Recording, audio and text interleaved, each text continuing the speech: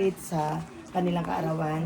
Salamat din po Panginoon at sa mga kadahilanan bakit kami nagse-celebrate nito.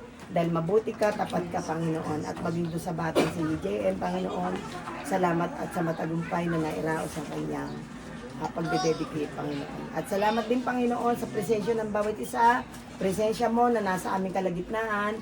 Dahil dito may enjoy namin ang lahat ng aming gagawin sa pagsasalo-salo at may enjoy namin ang mga biyayang pinagkaloob mo. Basta nyo nga po't pagpalain, magsilbing kalakasan po namin at ang kalakasay may paglingkod na may pagmamahal at katapatan sa iyo. Purihin ka, dakilain ka, at ibalik nyo nga po ang bayong pagpapala sa mga anak mo na ginamit upang maihain ang mga biyayang ito.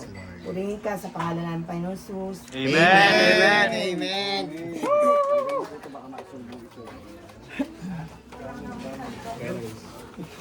Oh, kain na. Mauna na tayo, Pastor.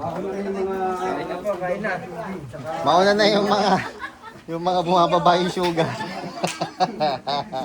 Sister Elsie, Nay, mauna na kayo. ano na yung mga senior? Oh, mauna na. Yan. Happy birthday.